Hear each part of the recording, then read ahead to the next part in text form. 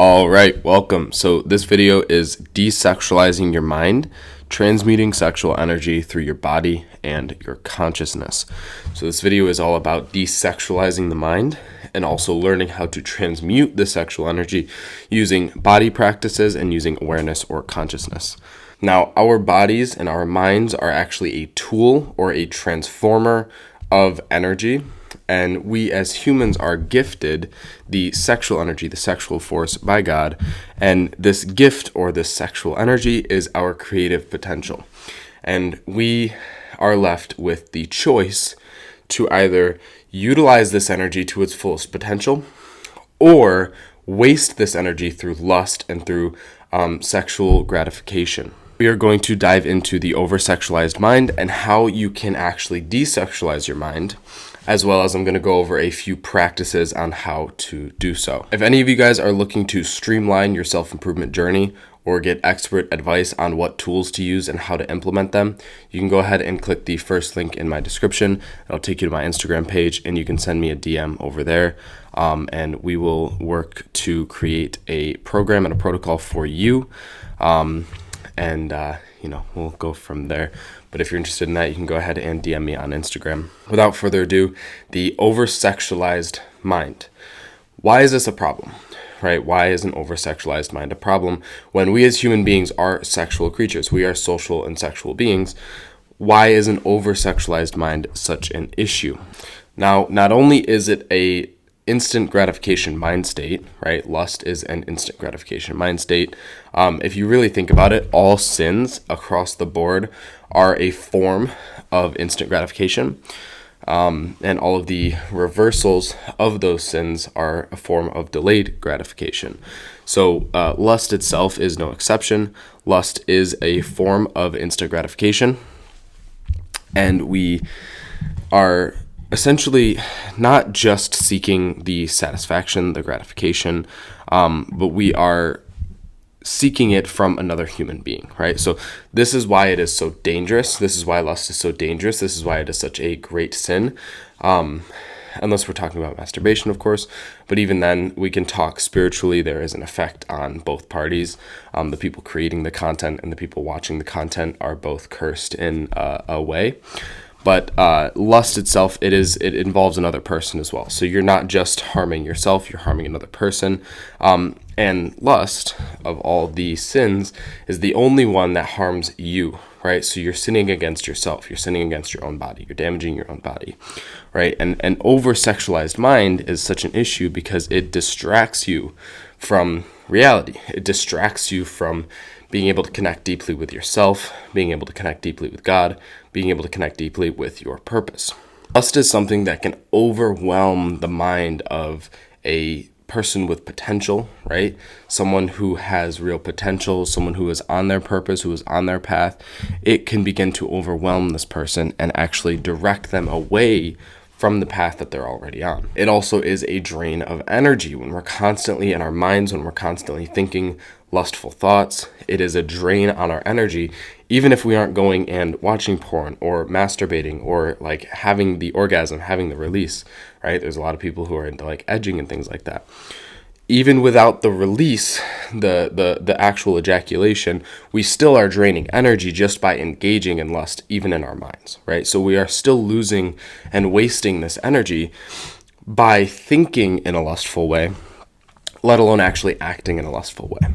And the deeply over-sexualized mind actually begins to deplete moral value, right? We start to lose our moral compass when we become obsessed with lust.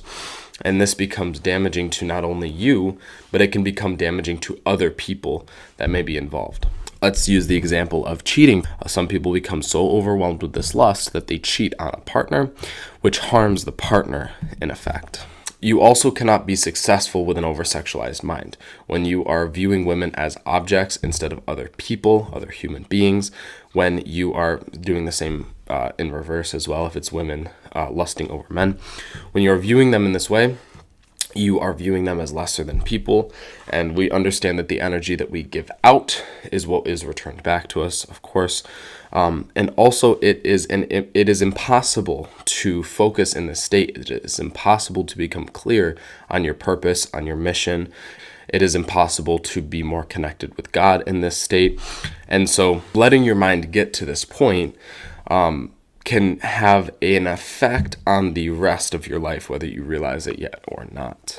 I like to think about the idea of a gremlin. When you are really, really deeply lustful, let's say you are addicted to porn, it changes your brain in a way, and you become somewhat like a gremlin, right? Like just a basement dweller, I guess you could say. But you become very grotesque, right? You become very disgusting. Your energy feels disgusting. And people who are tapped in can feel this, right? People who are tapped in can notice the purity in your energy, the purity in your mind, right? How conscious and aware you are. And having an over-sexualized mind makes you less conscious, makes you less spiritually evolved, lowers your energy signature, and makes it very difficult for you to connect with other people, connect with God, because you have so much unresolved crap in your own energy field, in your own mind. And so it is going to require you starting to work through this to be able to connect more deeply. And a lot of people who are spiritual will say like, oh no, sexuality is good, don't demonize sexuality. And we will get to that, but sexuality, sexual energy is not the demon here. Lust is. And these are two very different things. And so the practice that I push people towards is sexual transmutation and sexual alchemy, which is not void of a disconnection from your sexual energy. It is simply void of the lust required to feel the sexual energy. And I say required because for most people, you can't tap in sexually without lust. That's just because you've been conditioned over time. But when you remove lust and just feel sexual energy for what it is and learn to use its creative capabilities, then you actually start to see it for what it really is, which removes the desire to lust, which removes the desire to use it in that way, because it is a lesser form of its true potential. If you're not convinced already, the reason you want to desexualize your mind is because if you want to get to a state of sexual transmutation, or if you want to start working within that practice, having lust in your mind is going to make it impossible to connect with this energy and transmute it. So you are going to want to remove the thoughts of lust. You are going to want to remove the energy or the emotion of lust. You are going to want to remove it from you and then transmute the energy that is left over in order to utilize it to its full potential. When your mind is deeply over-sexualized, you can't really transmute this energy as efficiently. It's going to take a lot more effort and a lot more force and strain than it would if you were to begin this process of removing lust and transmuting this energy. You must remove thoughts of lust, but learn to connect directly with your sexual energy. This is where you don't want to get the idea that I'm demonizing sexuality or demonizing sexual energy, because that's not the case. It is a very powerful force, and we need to learn to utilize it and work with it instead of having it work against us. So the idea is you want to remove thoughts of lust. You want to remove the feeling of lust, right? When you look at a woman who's attractive, do you feel lust towards that woman, or are you indifferent to it, right? If you feel attraction or magnetism, those are different things. Those are different feelings. Those are different emotions than lust, right? Lust is specifically the overwhelming desire for sexual gratification. Well, lust in and of itself is overwhelming desire, usually used in the context of sexual gratification. But you want to remove the lust, but you also want to be able to connect directly with your sexual energy and learn to transmute it. That's what the real purpose of this video is learning how to transmute the energy, not avoid or try to suppress this energy. Suppression won't work either. When you suppress your sexual energy, it actually results in more lust than if you were to learn to transmute it. So your body, you have to understand that your body is a transformer of energy. So what does this mean? Our bodies are in a constant state or a constant process of converting energy from one state to another. Think about the process of digestion, right? When we eat food, we eat solid food, and our bodies are responsible for stripping that food of the nutrients or the building blocks that it can use, and then it converts these building blocks into fuel for our cells, fuel for our blood, or creating more cells, creating more blood, feeding our heart, our brains, our digestive system, our semen as well. That's another thing, is we use this food to transmute into semen, and we develop our semen as a result. And so this same process can happen with our sexual energy, and it is happening on a constant basis. When we begin to build up raw sexual energy, which happens in the base of our spine, the root chakra, or we can just say the balls, but when the sexual energy begins to build, this is its initial state, this is its beginning state. And so we as humans actually convert this pure raw energy into the lustful sexual energy that we experience, right? We convert it through our mind, through our thoughts, and then through our actions into this lust. And then we obviously end up releasing it in the end. And that is one form of conversion of this energy. But we can also convert it the other way. We can convert it from a base state, right? The initial energy, the raw energy, and we can convert it into creative energy or subtle energy. And then through our actions, through our mind and our actions, by setting a goal and a vision for our lives and then taking action on that goal, we can then use that energy, that emotional energy, that sexual energy to create that life instead. And so our bodies are transforming energy on a constant basis. And so if we can begin to become aware of this process and direct it, right, especially when it comes to our sexual energy, consciously convert the sexual energy, then we begin to have the ability to use it to our advantage. All right, so now we're going to get into the practical side of things. So this section is about using our awareness and our conscious actions in order to transmute this sexual energy.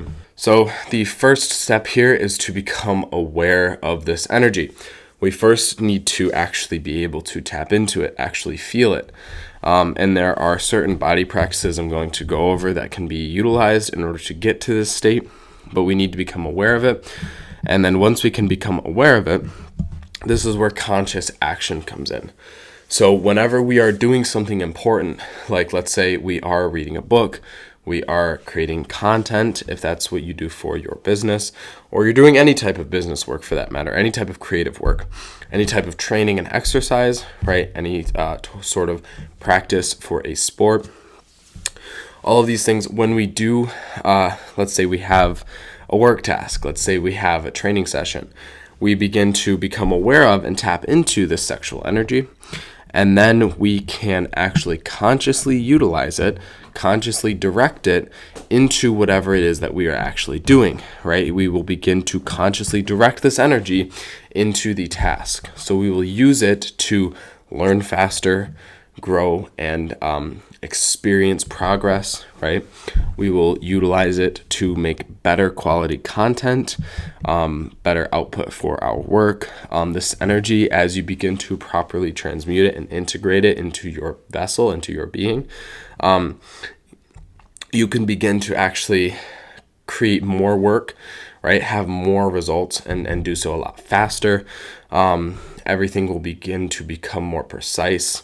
Everything will begin to become more powerful, more potent, right? The words that you speak, every video you put out, for example, or every action that you take on the field, every trick you do if you're a snowboarder, all of it carries more potent energy behind it. And so it actually can gain more traction than if you aren't utilizing this energy, if you are releasing it on a constant basis and doing the exact same work.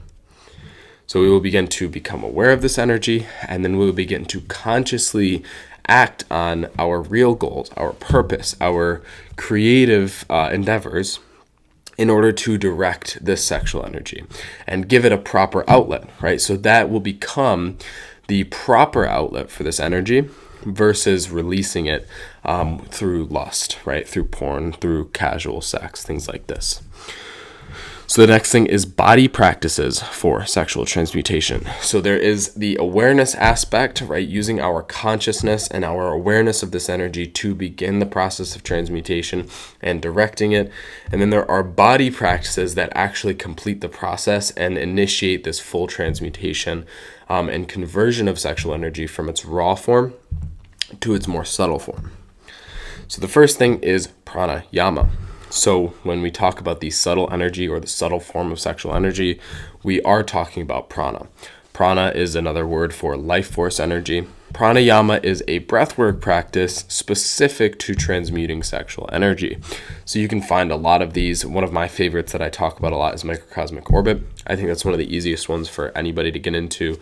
Another one is Hamsa. You can also look into things like breath of fire, although don't get into these things all willy-nilly. You want to do your research. Breath of fire, for example, is a little bit more complex. I have heard of negatives from certain breathwork practices, which is why I recommend Hamsa or microcosmic orbit, because these are two not dangerous, not potentially complicated practices. Anybody can do these, and anybody can do these safely. And then there are other more complex practices, like, for example, breath of fire. The next thing is exercise. So when we exercise, we are actually actively converting sexual energy, whether we realize it or not. So any form of exercise at any time of the day is going to be helpful, is going to be useful in transmuting this sexual energy. It is one of the best and most direct ways for us to transmute lust.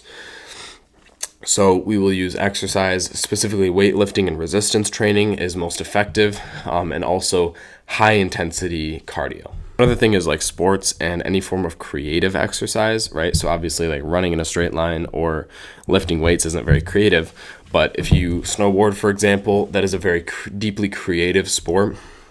Same thing with soccer. If you get into the freestyle aspect, soccer is a very creative sport. So these more creative sports are going to be another really good outlet for this energy, because its intention is to create something new, is to develop something new, and is to nurture the growth of and the evolution of either your being or another human being, if we're talking about having a kid. And that is another thing to consider and look at and think about, is the fact that the semen, the sexual energy, has the blueprints to create a whole human being a billion times over, right? Every time we release, I believe it's like 300 million sperm is released. Each one of those sperm cells contains the exact blueprint to recreate the entire human, right? So when we repurpose this energy instead of releasing it, we actually gain the ability to use it to regenerate our own being, right? And also drive more growth and more progression in whatever field we are pursuing and directing this energy towards. And the next thing is yoga. So yoga is a little bit less high intensity, but yoga is going to help us to transmute this energy and convert it. It's also going to help us to integrate it into our body through actually learning and developing the right kind of strength. So we're building mobility and we're building strength when we're doing yoga, and we are building our connection to our body. And so this is a good way to actually integrate this energy. Same with weightlifting, for example. We're integrating this energy as muscle, as strength. And when we're learning, we're integrating this energy as knowledge, right? So all of these things are ways that we are integrating the sexual energy into our lifestyle, into our being. And you could look at it as upgrades to our being, right? Every time we upgrade, that is sexual energy integrating itself into your being in a positive light. And it does the same in reverse. You think about people who are so deeply caught up in lust, they're integrating this energy in a negative or an adverse effect, right? A lot of times you get fat. A lot of times you have it, like you can see it on your face, right? You can see that your face, there's no life behind your eyes. Things like this, it's the adverse effect of sexual energy integrating itself versus the positive effect. So yoga is going to help a lot. Yoga is also really good for a decompression, so a release of stuck energy, which helps to build a clean flow of energy through the entire body instead of it staying stuck and stagnant in the genitals, right? So we want the sexual energy to actually circulate through our whole body. That's the purpose of pranayama, and that is the purpose of breathwork practices. That is also the purpose of yoga, is to release stuck energy or blockages that may be stopping our sexual energy from having a clean and clear flow. And same thing with blood flow, same thing with our nervous system. We want a clean flow of energy through our entire body. So yoga is going to help us to release some of these blockages. And the last thing and the most important thing is mental work. So we need to be doing the shadow work or the internal work in order to actually transform ourselves and transmute our being as the converter of energy to be able to do this correctly, because we are the ones transmuting this energy into lust. Sexual energy itself is not naturally in the state of lust. We as humans, because of the condition of our being, are transmuting this energy into lust. And so we need to transmute our own being, right? We need to transform our own vessel to be closer to God, to be more pure in our actions, in our mind, in our intentions, and more pure in our heart. And this will give us the ability to properly transmute this energy.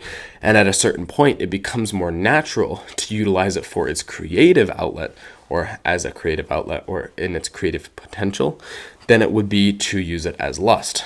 There becomes a blockage from you actually turning towards lust because you've become so conditioned to using it correctly. And once you're using it right, it feels a lot better, right? Once you're actually transmuting this energy and it's circulating through your body and you feel this clean flow on a daily basis, it feels way better than lust does. It feels way better than it does to give into lust. The reason why people tend to give into lust is because they are not tapped into this energy on a regular basis, and therefore they need to seek out lust in order to feel their own energy, their own being.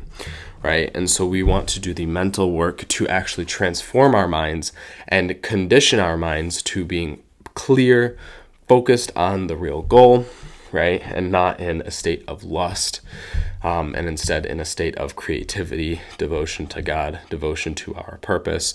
And with that, that'll give us the proper outlet and the ability to direct this energy towards the proper outlet versus constantly being trapped in lust. So that is all I have for this video. I hope you guys did enjoy. If you want to join my one-on-one program, you can go ahead and click the link to my Instagram page. Just send me a DM over there. If you guys enjoyed the video, leave a like. If you want to see more content like this, subscribe. And of course, leave a comment down below if you watched all the way through, letting me know what value you were able to extract from the video. I always like to see what you guys are actually gaining from watching these videos, and what the value within it is, or what you guys are able to pull from the video, what kind of value you're able to pull. Or you can just summarize the video if you want. That both helps you, and it helps me to see what points are actually being picked up on by other people. So it's feedback for me, and it's helpful for you to remember the information. So if you want to do that, go ahead. I'd appreciate it. But other than that, that is all from me, and I'm out of here. Peace.